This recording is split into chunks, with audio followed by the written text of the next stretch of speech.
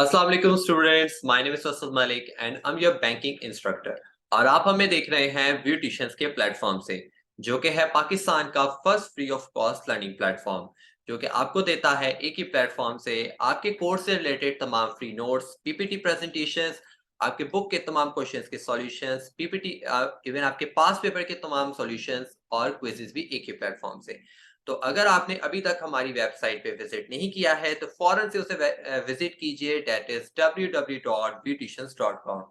इसका लिंक जो है वो वेब हमारी डिस्क्रिप्शन पर भी मौजूद है। तो फौरन से जाइए, वहां पर जाकर फ्री में साइन अप कीजिए और तमाम नोट्स को डाउनलोड कीजिए अपने एग्जाम की प्रिपरेशन के लिए। ओके स्टूडेंट्स, आज हम जिस टॉपिक के बारे में बात करने वाले हैं वो होगा हमारे चैप्टर 4 से related, that is bank accounts. हमने इससे पहले हमारे हमारे 3 चैप्टर्स अपलोड कर चुके हैं सक्सेसफुली, और अगर आपने वो अभी तक नहीं देखे हैं तो उसे फ़ौरन से देख लीजिए, क्योंकि वो तीनों चैप्टर्स आपके एग्ज़ाम्स के लिहाज से काफ़ी इम्पोर्टेंट हैं। तो अगर आप स्टूडेंट्स हमारे चैनल पे नए हैं तो इसे सब्सक्राइब कर लीजिए और बेल आइकन को भी प्रेस कर दीजिए, ताकि आने वाली तमाम लेटेस्ट अपडेट्स आपको मिलती रहें। स्टूडेंट्स, आज हम जिसके बारे में बात करेंगे वो होगा हमारा बैंक अकाउंट, जो कि बहुत इंपॉर्टेंट टॉपिक है आपके एग्जाम्स के लिहाज से भी और आपकी रियल लाइफ में भी। ये आपके काफी इंपॉर्टेंट होने वाला है ये टॉपिक। जब आप कल को बैंक अकाउंट ओपन करने जाएंगे तो आपको जब ये बैंक अकाउंट्स के बारे में नॉलेज होगा तो it will be easy for you to decide कि आपको इनमें से कौन सा अकाउंट ओपन करवाना है अकॉर्डिंग टू योर नीड। ठीक है स्टूडेंट, तो सबसे पहले मैं आपके साथ फाइल शेयर कर लेता हूं और उसके बाद इसको मजीद डिस्कस करते हैं इस टॉपिक को।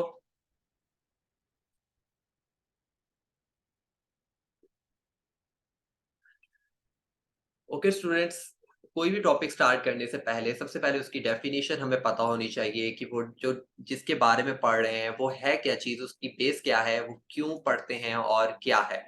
ठीक है, बैंक अकाउंट्स क्यों बनाए जाते हैं, बैंक अकाउंट्स की वजह क्या है बनाने की। वो बनाए जाते हैं बैंक अकाउंट्स जो होते हैं वो कमर्शियल बैंक्स आपको डिफरेंट, आपकी कंट्री के, आपकी सिटी के डिफरेंट कमर्शियल बैंक्स आपको ऑफर करते हैं सर्विसेज। किस लिए? आपकी सेफ्टी नीड, आपकी बोरिंग नीड और आपकी डेट क्लियरिंग नीड्स को फुलफिल करने के लिए। सेफ्टी नीड क्या होती है कि बेसिकली अगर आपको अपने पैसे, आप अपने घर में अपने पैसे इतने सेफली सेव नहीं कर सकते, तो बैंकिंग जो ऑर्गेनाइजेशंस हैं वो आपको ये सर्विस प्रोवाइड करते हैं कि आप अपने पैसों की वहां पर सेफ तरीके से, प्रोटेक्शन से अपने पैसों को डिपॉजिट करवा सकते हैं और उनसे बेनिफिट्स उठा सकते हैं, उनसे प्रॉफिट कमा सकते हैं, इंटरेस्ट रेट कमा सकते हैं। और अगर ये दोनों ना भी हो लेकिन फिर भी at the end of the day आपके पैसे सेव होंगे। आप, क्योंकि जब आप कमर्शियल बैंक्स और इवन कैजुअल बैंक में जाके अपने पैसे डिपॉजिट करवाएंगे, क्योंकि सेंट्रल बैंक से रजिस्टर्ड होगा, तो आपके पैसे जो है वो सेफ होंगे। दूसरी चीज़ है बोरिंग नीड। कल को आपको कोई भी उधार की ज़रूरत पड़ती है, कोई भी लोन की ज़रूरत पड़ती है, तो बैंकिंग सेक्टर सबसे पहले आगे आते हैं, जहाँ पर आप सेफली जाकर लोन ले सकते हैं सेफ तरीके से। थर्ड वन है डेट क्लियरिंग नीड्स। आप अपने बैंक अकाउंट्स में पैसे डलवाते हैं ताकि आने वाले वक़्तों में आप जो है उन पैसों का इस्तेमाल कर सकें, अपने उधार, अपने एक्सपेंसेस को पूरा कर सकें। और ये सब चीज़ें आपको कौन प्रोवाइड कर रहा होता है? Banking systems. ठीक है, और ये इसको बनाने के लिए, इन सब नीड्स को फुलफिल करने के लिए आप डिफरेंट डिफरेंट बैंक्स में जाके अपने बैंक अकाउंट्स को ओपन करते हैं।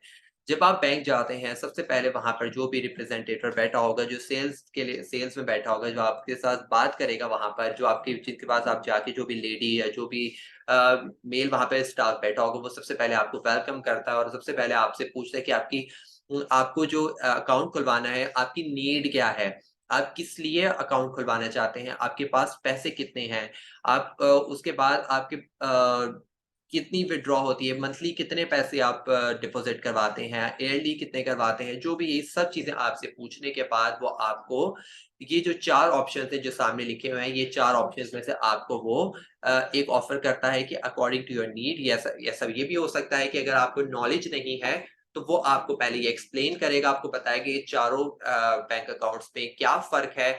लेकिन अगर आपकी आज मैं आपको ये जो टॉपिक समझा दूँगा तो आपके लिए ईज़ी हो जाएगा। आप जब बैंक में जाएँगे तो आपको ऑलरेडी पता होगा कि मैंने अपने पैसे किस अकाउंट में जमा करवाने हैं। तो वो जो आपके लिए वो जो बैंकर होगा वो भी थोड़ा समझ जाएगा कि ये बंदा जो है ये नया नहीं है, मैं इसको फँसा नहीं सकता। इसको पता है तो ये सही अकाउंट में ही अपने पैसे डलवाएगा। ठीक है? तो सबसे पहले जो है हमारे पास वो है सेविंग अकाउंट।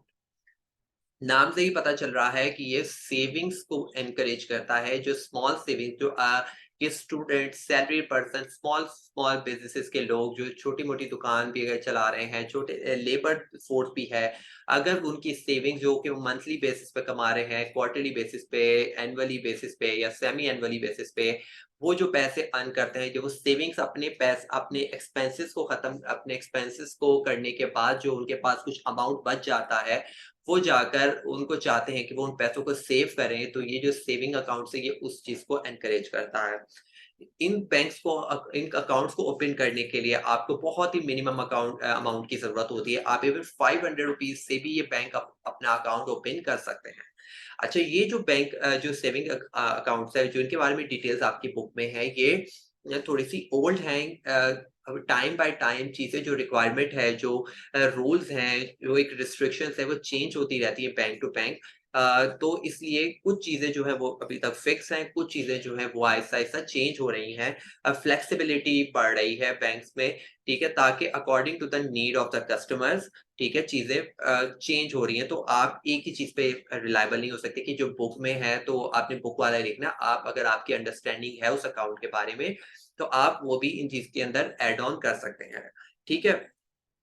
तो उसके बाद है लिमिट ऑफ विथड्रॉल अमाउंट। आपको पता है कि जो सेविंग अकाउंट्स होते हैं, उस एक लिमिट होती है पैसे निकलवाने की। क्या होता है कि ज़ाहिर-सी बात है कि बैंक जो है आपके ही पैसों को आगे रीइन्वेस्ट करता है। By making loans to different businesses, ठीक है? और to help the agricultural industrialist, तो इस तरीके से उनके पैसे जो है वो उनके पास नहीं होते, वो आपके पैसे इन्वेस्ट कर चुके होते हैं। तो इसलिए क्या होता है कि वो आपके पैसों पे एक रिस्ट्रिक्शन लगा देते हैं कि आप जो है इतने स्पेसिफिक पीरियड के अंदर इतनी ही ट्रांज़ैक्शन कर सकते हैं। मतलब अगर आप 1 दिन की बात करते हैं, तो वो आपकी लिमिट लगा देंगे कि आप पर डे जो है ₹50,000 विथड्रॉ करवा सकते हैं। ठीक है? अगर आपने 50,000 से ऊपर की विथड्रॉ करवानी है, तो फिर आप अगले दिन का इंतज़ार करेंगे, लेकिन फिर भी आपको वो विथड्रॉ करवाने हैं, पैसे मजबूरी है, तो आप क्या करेंगे, एक चेक के ज़रिए से वो पेमेंट निकलवा तो लेंगे, लेकिन बैंक क्या करेगा, इन रिटर्न आपसे एक फीस चार्ज करेगा, जो कि आप अगर उनकी लिमिट में रहकर अगर पैसे निकलवाते हैं, तो बैंक आपसे कुछ भी चार्ज नहीं करता है। लेकिन अगर आप उस लिमिट को एक्सीड कर जाते हैं, अगर आपको ₹60,000 की भी ज़रूरत थी, लेकिन आपकी लिमिट 50,000 की थी, तो वो जो ₹10,000 है, वो आपको एक फी चार्ज करेगा और वो आपको फिर पैसे दे देगा। ठीक है? उसके बाद क्या है कि इंटरेस्ट और प्रॉफिट ऑन दिस अकाउंट। जैसे कि इससे पिछले वाला जो टॉपिक था उसमें इस्लामिक बैंकिंग का भी ज़िक्र था, ठीक है? तो इसलिए कन्वेंशनल बैंकिंग जो होती है वो आपको फिक्स्ड रेट ऑफ इंटरेस्ट देती है और जो इस्लामिक बैंकिंग होती है वो आपको प्रॉफिट देती है, ठीक है? तो इंटरेस्ट रेट होता है वो फिक्स होता है। अगर फॉर एग्ज़ाम्पल आपने 1 लाख रुपीज़ डिपॉज़िट करवाए हैं, तो उसमें अगर आपको ₹600 पर लाख रुपीज़ मिल रहे हैं, तो इस तरीके से जितने-जितने लैख आपके अमाउंट में ऐड होते जाएँगे, उतने 600 रुपीज़ उसमें ऐड ऑन होते जाएँगे, ठीक है? तो ये इस तरीके से इंटरेस्ट का रेट चलता है कि मतलब 600, 600, 600, 600। लेकिन प्रॉफिट में ये होता है कि profit it varies, it fluctuates according to the business successful, जो भी उसके बिज़नेस की सक्सेस पे डिपेंड करता है कि either business is in the profitable situation और इन द लॉस, ठीक है? तो ये 2 चीज़ें डिपेंड करती हैं सेविंग अकाउंट्स में, और इन्हीं ये जो होता है, जो मैक्सिमम हमारी कंट्री के जो अकाउंट्स हैं वो सेविंग अकाउंट्स होते हैं। ज़्यादातर जो है बैंक की जो अर्निंग होती है वो सेविंग अकाउंट से होती है, क्योंकि एक majority of the people are in the saving accounts, ठीक है? बेशक लोगों के 2-2 अकाउंट्स भी ओपन होते हैं, एक उनका सेविंग अकाउंट होता है, वो एक दूसरा अकाउंट को ओपन कर लेते हैं। आप एक ही बैंक में 2 सेविंग अकाउंट्स ओपन नहीं कर सकते, ये रिस्ट्रिक्शन होती है। अगर आप 2 अकाउंट्स खुलवाना चाहते हैं एक ही बैंक के अंदर, तो आपको उसकी नेचर बदलनी पड़ेगी। एक सेविंग अकाउंट या दूसरा करंट अकाउंट या फिक्स अकाउंट, आप अलग-अलग एक ही बैंक के अंदर अकाउंट्स खुलवा सकते हैं, लेकिन एक ही बैंक के अंदर सेम अकाउंट्स नहीं खुलवा सकते। अगर आपको सेविंग अकाउंट ही 2 खुलवाने हैं और सेम ही बैंक के खुलवाने हैं, तो आपको फिर दूसरी ब्रांच पे कॉन्टैक्ट करना पड़ेगा। अगर फॉर एग्ज़ाम्पल मैं पंजाब में भी रहता हूँ और मैं सिंध में भी आता-जाता, मतलब कराची में भी रहता हूँ और लाहौर में भी रहता हूँ। मुझे एक अकाउंट जो है लाहौर में चाहिए, एक कराची में चाहिए। तो मैं एक सेविंग अकाउंट आके कराची के अपने एरिया में खुलवा लूँगा, एक लाहौर में खुलवा लूँगा। लेकिन अगर मैं चाहूँ कि अगर मेरे कराची में ही सेम ब्रांच में 2 सेविंग अकाउंट खुल जाए, तो ऐसा नहीं हो सकता। ठीक है।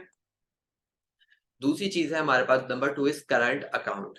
करंट अकाउंट ये बेसिकली ये एनकरेज करते हैं बिज़नेस पीपल को, जो बिज़नेसेस की तरफ होते हैं, क्योंकि इसके अंदर थोड़ी-सी जो बैंक है उनको थोड़ी-सी फ्लेक्सिबिलिटी, थोड़ी-सी कि अपॉर्च्युनिटी, थोड़ी-सी facilities as compare to saving accounts ज़्यादा देता है, ठीक है?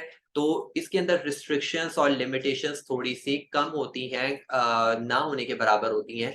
ठीक है, अब तो जैसे कि सेविंग अकाउंट के अंदर आप एक लिमिटेड अमाउंट जो है वो विथड्रॉ करवा सकते हैं, लेकिन इसके अंदर ये होता है कि आप जितनी अमाउंट चाहे विथड्रॉ करवा सकते हैं विदाउट एनी चार्जेस, ठीक है। इसके अंदर ये होता है कि ये भी आप सेविंग अकाउंट की तरह ये भी एक मिनिमम अमाउंट के साथ अपना अकाउंट ओपन करवा सकते हैं। उसके बाद है हमारे पास a nominal interest charge by the bank.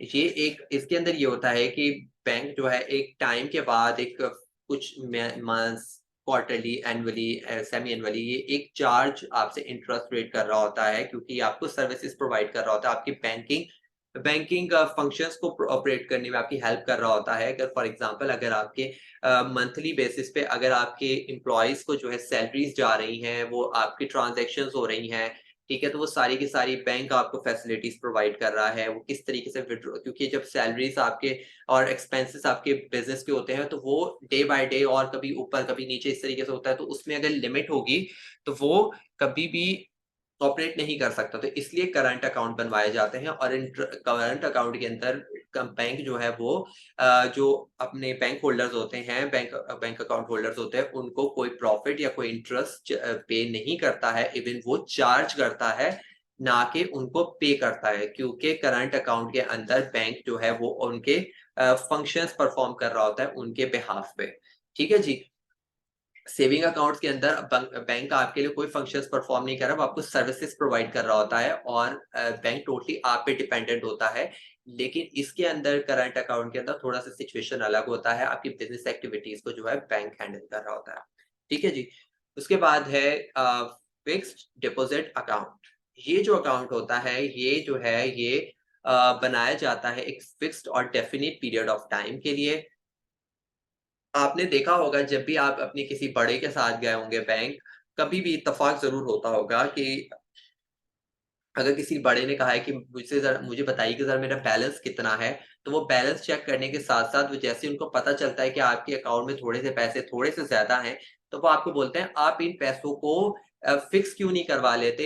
एक आपको आने वाले टाइम में बहुत ज़्यादा बेनिफिट मिलेगा। एक बैंक बहुत अच्छा आपको इंटरेस्ट रेट पे कर रहा है, और आपको बहुत अच्छा बेनिफिट मिलेगा after a specific period of time. तो बेसिकली क्यों कर रहा होता है वो, क्योंकि इसके अंदर ये होता है कि जब बैंक के पास एक fixed amount for a time आ जाती है, तो इट मीन्स कि वो बंदा उस टाइम तक उन पैसों को विथड्रॉ नहीं करवा सकता। इट मीन्स कि वो ह्यूज अमाउंट जो है वो बैंक के पास आ चुकी होती है, और फिर बैंक उस पैसों को आगे इन्वेस्ट कर देता है, बिना किसी डर के कि ये बंदा तो विथड्रॉ करवा ही नहीं सकता। 10 साल तक अगर ये पैसे मेरे पास बाउंड हैं, तो ये पैसे नहीं निकलवा सकता। अगर वो निकलवाएगा तो उसके पैसे डिडक्ट होंगे। वो बैंक जो है पहले तो वो निकलवाएगा नहीं, क्योंकि बैंक एक अच्छी खासी फीस चार्ज करता है इन अगेंस्ट ऑफ विथड्रॉल। तो लोग कोशिश करते हैं कि उस प्लान को कंटिन्यू करें एट द उसकी मैच्योरिटी तक।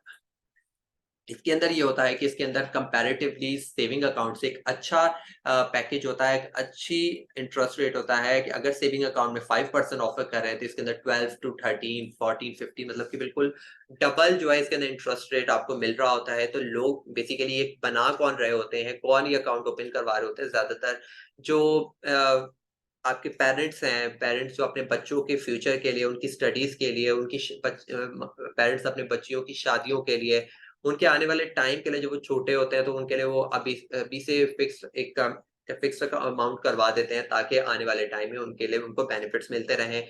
या कोई सैलरीड पीपल है, या कोई पेंशनर है, वो अपने साथ-साथ में पैसे कुछ न कुछ अमाउंट जो है अपने सैलरी से या सेविंग से कुछ अमाउंट जो है वो फिक्स करवा देते हैं, ताकि आने वाले टाइम में उनको उससे बेनिफिट्स मिल सके। उसके बाद हमारे पास लास्ट जो है वो है होम सेविंग अकाउंट्स। ये होम सेविंग अकाउंट जो है ये बेसिकली तब बनाए गए थे। ये बेसिकली अभी के नहीं, ये एक पुराना कॉन्सेप्ट है, जब बैंकिंग अपने इनिशियल स्टेजेस पे था। तो लोग जो थे वो बैंक्स में अपने पैसे डिपॉज़िट नहीं करवाते थे, वो उतना ट्रस्ट नहीं करते थे। तो बैंक्स ने उनको एक आइडिया दिया कि ठीक है, आप बैंक में आके पैसे जमा ना करवाएँ, बल्कि इवन जो है हम क्या करेंगे कि इवन आप बैंक भी मत आएँ, ठीक है? बैंक आपको घर बैठे आपके सर्विसेज़ आपको प्रोवाइड करेगा। आप जो है उनके घरों में जाकर एक लॉकर बनाया जाता था, एक लॉकर उनको सर्विस प्रोवाइड की जाती थी, जो कि उनके घरों में मौजूद होता। अगर आपने पुरानी कभी मूवीज़, ड्रामास देखे हो, तो देखा होगा कि उनके एक अलमारी कबर्ड्स होते थे, जिनके अंदर एक सेफ बनी होती थी लोहे की, जो कि जिसका कोड होता था, पिन होता था, जो कि लोग पहले घरों में रखा करते थे। ठीक है? तो वो सेफ जो है वो बैंक उनको प्रोवाइड करता था और उनकी जो कीज़ होती थी वो बैंक के ही पास होती थी। इट मीन्स कि आपके पास वो कीज़ नहीं होती थी, वो बैंक ही अपने पास कीज़ रखता था और मंथ और वीकली बेसिस पे आपकी वो आके आपकी चेक करता था ऑफ़िसर, जो बैंक की तरफ से एक नुमाइंदा आता था, आपके आके चेकिंग करना कि अगर आपने पैसे डलवाने हैं या आप उधर से पैसे कलेक्शन लेके जानी है, क्योंकि बैंक ज़ाहिर-सी बात है आपके पैसे आपको सिर्फ़ आपके पैसे वहाँ पे पड़े नहीं रहेंगे। ठीक है? उसमें से कुछ अमाउंट जो है वो वीकली बेसिस पे उसमें से कुछ अमाउंट अपने साथ ले जाएगा बैंक, कि ये अमाउंट हमें फॉर रीइन्वेस्टमेंट चाहिए, तो वो ले जाएगा और इन रिटर्न जो है वो फीस चार्ज करता है इस चीज़ की, जैसे करता था। ठीक है? तो ये जो है ये इतना इफेक्टिव नहीं रहा क्योंकि सिक्योरिटी की वजह से, तो फिर ये है जो है ये कॉन्सेप्ट खत्म हो गया और अब आपने देखा होगा कि सब लोग जो हैं वो बैंक्स में ही जाकर खुद ही जाकर पैसे डिपॉज़िट करवाते हैं। तो ये थे कुछ 4 बैंक अकाउंट्स के टाइप्स। तो आई होप कि आपको समझ में आ गया होगा कि आपने जब आप एक इनिशियल स्टेज पे जाके बैंक अकाउंट ओपन करवाना है, तो आपने कौन-सा बैंक ओपन करवाना है। अगर आपके पास स्मॉल अमाउंट है, जो कि हमारी हम लोग बेसिकली सारे के सारे सेविंग अकाउंट्स की तरफ ही अट्रैक्ट होते हैं, तो हमने सेविंग अकाउंट खुलवाना है। अगर हम अपनी कुछ सेविंग्स, कुछ अर्निंग या कुछ सैलरीज़ अपनी जमा करवाना चाहते हैं, लेकिन अगर हम लोग एक बिज़नेस चला रहे हैं और बिज़नेस ट्रांज़ैक्शंस करनी है, तो हमें करंट अकाउंट की तरफ जाना पड़ेगा, क्योंकि अगर आप एक बिज़नेस का उनको बताते हैं कि मैं एक स्पेसिफ़िक बिज़नेस करता हूँ, तो आपको सेविंग अकाउंट ऑफ़र नहीं करेंगे और ना ही वो आपका ओपन करेंगे। वो अलग बात है कि आपने छुपा लिया कि भई मैं बिज़नेस के लिए खुलवा रहा हूँ, लेकिन जब ट्रांज़ैक्शंस होती हैं, पता चलता है कि बार-बार कंटीन्यूअसली ये बंदा लिमिट को क्रॉस कर रहा है, जो उसकी ट्रांज़ैक्शन है, जो उसकी विथड्रॉल की है, तो वो ऑटोमेटिकली आप क्वेश्चनेबल हो जाएँगे। बैंक आपसे फिर आके पूछेगा, क्वेश्चन करेगा कि ये ट्रांज़ैक्शन अब क्यों हो रही हैं? क्यों ये प्रोसेस हो रहा है? तो इससे सेफ यही है कि अगर आप जाके फिर करंट अकाउंट खुलवाएँ, क्योंकि फिर करंट अकाउंट में फैसिलिटीज़ बहुत ज़्यादा हैं as compare to I mean current account में बहुत ज़्यादा facilities as compare to saving accounts, ठीक है? और अगर आप कोई फ्यूचर बेनिफिट के लिए अगर आपके पास कोई फिक्स अमाउंट है, कुछ लोग जैसे अपनी ज़मीनें बेच देते हैं और कोशिश करते हैं कि वो ज़मीन बेच के जो है वो बैंक में जमा करवा दें और एक टाइम के बाद जब हम लोग विथड्रॉ करवाएँगे तो हमें वो बहुत बेनिफिट मिलेगा, ठीक है? अपनी स्टडीज़ के लिए, अपने बच्चों के लिए अगर आप कोई पैसे जमा करवाना चाहते हैं, तो वो फिक्स्ड अकाउंट में करवाएँगे। क्योंकि जो फोर्थ वन है, वो तो ऑब्सोलीट हो चुका है, वो अब आपको सर्विसेज़ प्रोवाइड नहीं होती हैं, तो आपके पास बेसिकली 3 ही ऑप्शंस हैं अपने बैंक अकाउंट ओपन करवाने के। आई होप कि स्टूडेंट्स मैंने कोशिश की है कि जितना आसान तरीके से आपको समझा सकूँ एग्ज़ाम्पल्स के साथ, जनरल एग्ज़ाम्पल्स के साथ मैंने कोशिश की है। स्क्रीन पे जो है व्हाट्सएप कम्युनिटी का लिंक मौजूद है, अगर फिर भी कोई चीज़ समझ में नहीं आ रही है, 1 टू 1 क्वेश्चन करना चाहते हैं, तो आप व्हाट्सएप कम्युनिटी में हमें जॉइन करके मुझसे सवाल कर सकते हैं। ठीक है? अगर कोई चीज़ मिस कर गया हूँ या कोई भी मसला आ रहा है या वेबसाइट ओपन नहीं हो रही है या कोई भी प्रॉब्लम आ रहा है, तो आप हमसे पूछ सकते हैं। इंशाल्लाह स्टूडेंट्स अब मिलेंगे लेक्चर 2 में, जिसमें हम डिस्कस करेंगे कि how to open a bank account. तो उस वीडियो को भी ज़रूर देखिएगा। तो इंशाल्लाह फिर मिलेंगे इंशाल्लाह नेक्स्ट टॉपिक के साथ, नए दिन के साथ।